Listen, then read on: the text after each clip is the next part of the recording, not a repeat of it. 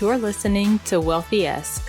We are a community of lawyers who believe that true wealth is having control of our time.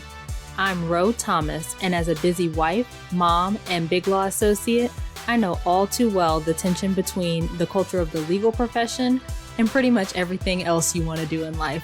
Each week, I'm bringing you the information and tools you need to take back control of your time by reframing your mindset and managing your money to achieve lifestyle freedom. Take the first step toward regaining control of your time by downloading your free Lifestyle Freedom Starter Guide at rothomas.com/start.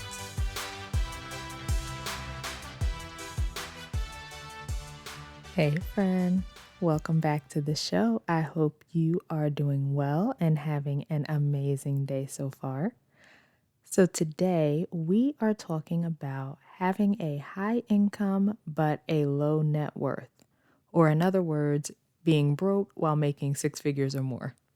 So I recently got a question from a mid-level associate who's making $250,000 a year and is living paycheck to paycheck. And she was asking how to get out of that cycle. And so I did a video with some tips on gaining awareness and getting out of the cycle, which you can find on my Instagram and LinkedIn. But I wanted to dive deeper into the subject of having a low net worth while making six figures because it's so common and it's often a result of living this paycheck to paycheck lifestyle. So basically, I wanted to play this question out a bit because if you're like this associate who's living paycheck to paycheck, then you likely have a low net worth and you're not making progress toward changing that. And to be clear, having a low net worth while making six figures was the story of my life 5 years ago. I talk all the time about how we had a negative $342,000 net worth when we added up all our debt back in 2016. And honestly, it was still the story of my life even more recently because we didn't cross over into a positive net worth until the end of 2019. And we've grown from there. But anyway, there is a whole term to describe people who make six figures but have nothing to show for it. HENRY. It's an acronym that stands for High Earner, Not Rich Yet. And the associate who asked me the question and many other lawyers fall into the HENRY category. My husband and I were in the HENRY category when we started our financial journey 5 years ago. And I know I've told you about the book, The Millionaire Next Door, a few times. It is an excellent book, so if you haven't read it yet, I highly recommend it. And I don't think the book actually uses the term HENRY, but it definitely talks about people who would be considered HENRYs versus people who have built wealth. And when I refer to wealth here, I'm speaking about their net worth. So the book explores the ways that these two groups think differently about and spend their money. And many of the wealthy people weren't making six figures or even close to it, which makes sense, right? We've talked before about the fact that your income is not what makes you wealthy. You can be making $1 million a year, but if you spend it all, then you can't use your money to build wealth. You are not wealthy despite that you make seven figures.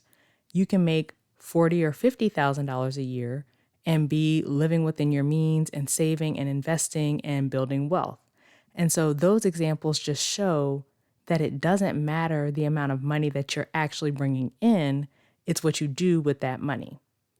In the case of HENRYs, on one hand, some of them may just be starting their careers. They might have, a lot of student loan debt. They haven't had a lot of time with their new income to have made a dent in their student loans or to start saving and investing and things like that. They might also be in the phase of life where they're getting married and starting a family, and childcare is no joke. Like, we were literally paying another mortgage for childcare before the pandemic. And also, side note, I recognize that that's not everyone's journey or even what everyone wants, right? Everyone doesn't want to be married or have a family. But basically, some lawyers who are HENRYs are in this phase of just starting their careers, and they've got a lot of life transitions and adulting and all of that going on, and they just haven't had a lot of time to build wealth, right? Like, they haven't had a lot of time with their income to be able to utilize it to start turning their financial situation around. On the other hand, are those lawyers who fall in this category who have been in it for a while. So if you're a mid-level or a senior associate or counsel or partner, you've been practicing for a while and you've had some time to use your income to pay down debt and build your savings and investments. But many lawyers, because of their lifestyle choices, aren't able to do that. And so that's why age isn't necessarily a factor in terms of whether someone is a Henry or not, because it's not a matter of, how old you are. It's a matter of having a high income, which people typically define as making six figures, but not having the corresponding net worth that you might expect, right? Like not having a whole lot in the way of wealth to show for it. So for a lot of lawyers, the amount of money they're spending on lifestyle things like their housing, their cars, shopping, vacations, restaurants, all that kind of stuff contributes to the fact that they haven't been able to build wealth, especially if they have other financial responsibilities like student loans or childcare that are taking up a chunk of their income. So now that we've talked about how lawyers at various stages of their careers can be Henrys, let's talk about what you can do to turn things around if you find yourself there. The main factor for being a Henry is having a low net worth. So increasing your net worth is key, right? We talked back in episode 30 about how your net worth is your most important financial number. We put a lot of focus on numbers like your salary or your credit score, but those numbers don't really give you a good picture of your financial health. On the other hand, your net worth will give you a great picture of your financial health. Your net worth is basically the value of all of your assets. So your bank accounts, your investment accounts, savings accounts, your 401k, the value of your house, things like that. Then you subtract all of your debts and liabilities, so your mortgage, your student loans, credit cards, personal loans, any other debts that you have. And taking your assets minus your liabilities or your debts gives you your net worth. If you have more debt than assets, then you're going to have a negative net worth, which is exactly where my husband and I were 5 years ago. If you're bringing in six figures or multiple six figures, but your net worth is staying the same year after year, then you know you're missing something there, right? You're not utilizing the income that you have in the best way or the most effective way because you're not keeping any of it for yourself. And if you're just starting out, like if you're a first year or second year and you're a Henry because you haven't had time yet to pay down your debt and build your assets, be mindful of the decisions you're making with your money now so that you don't end up spending all your income and not able to make progress on your finances and grow your net worth. I always tell junior associates to increase their lifestyle slowly. So don't come out and immediately get all the fancy lawyer stuff and think you should be living whatever idea you had of being a fancy lawyer. Live similarly to the way you did while you were in school, maybe with a few upgrades here and there, while you're tackling your loans and saving and investing and all of that. Otherwise, if you're not careful, you could end up still being a Henry 5 years from now, 10 years from now, because you're spending all your money and not able to use it for the things that would actually help you build wealth and get your finances on track, right?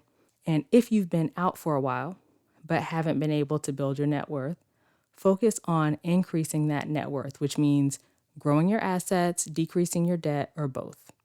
With Henrys who have large student loan balances and other debts like credit cards and personal loans, paying down your debt is going to be really helpful because it helps you to increase your net worth. One, because you're decreasing the amount of debt that you have, and two, because you're also decreasing the amount of interest you're paying out. We talked back in episode 25 about the debt snowball method being a really effective way of paying off your debt.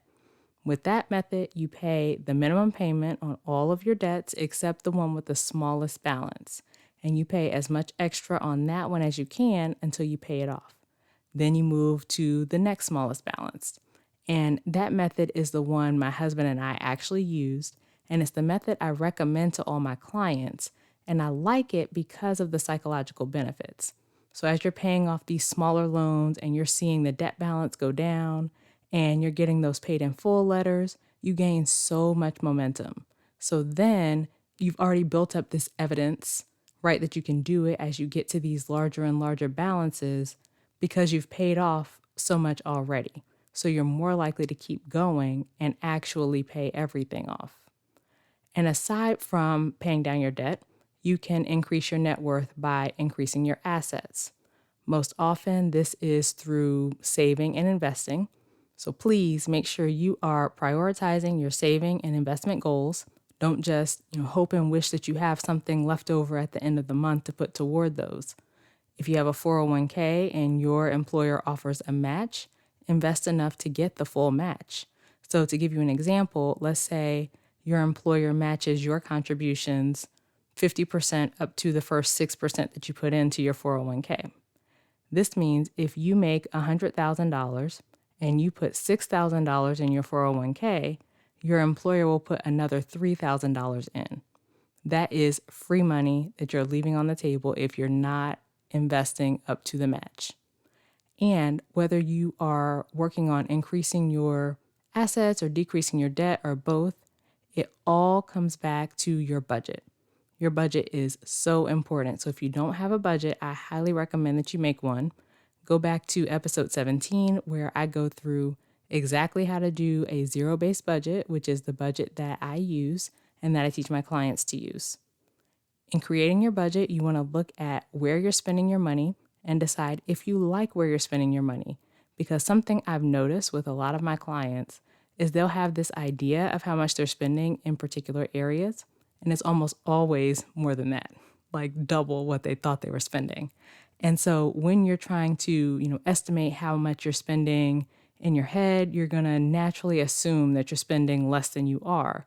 But when you have it on paper and you can see exactly where your money's going, then you can determine if you actually like where it's going, right? If you like where you're spending your money and you like the amount that you're spending, and you can adjust accordingly. The point I'm making is when you make your budget, you get to plan where you're going to spend your money. And part of that plan is going to be your financial goals, whether that's saving or investing or paying off debt. And when you're able to decrease your expenses, you're increasing the amount of money available to go toward those goals, which ultimately increases your net worth. You don't have to wholesale, cut out everything you love. I talk all the time about how you don't have to deprive yourself to be good with money or to reach your money goals. But many people aren't paying attention to where they're spending their money in the first place. When you are mindful of the amounts that you're spending in different areas and you're being intentional about it, then you can direct more money to the areas that are important to you and decrease the amount of money that's going to other areas that you don't care about as much.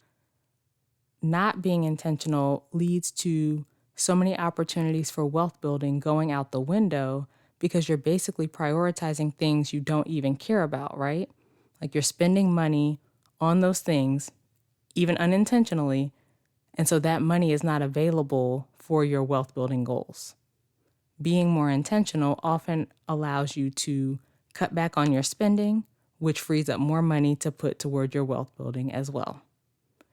So those are my tips for getting out of the Henry category. It all comes back to increasing your net worth and that foundation of building a budget that works for you. If you are a high earner with a low net worth and you're ready to manage your money better, please reach out to me. I help lawyers master their money and I can help you too. So just head to rothomas.com/coaching and let's schedule a call. All right, so that's it for this week's episode. Come connect with me on LinkedIn and Instagram. My handle on Instagram is @IamRoThomas, and my name on LinkedIn is Rothomas. Please also take a second to subscribe to the podcast and leave a review, both of which help the visibility of the show. And finally, please share this episode with a friend or two you think would enjoy it. And if you share on Instagram, don't forget to tag me. All right, as we close out, friend, I pray that you will review your finances and get honest with yourself about where you stand. I pray that you will take the steps you need to take to grow your net worth, especially if you find yourself in the Henry category. And as always, I pray that you continue to take steps to regain control of your time, build wealth, and live the life of freedom and choice you deserve. Talk to you later.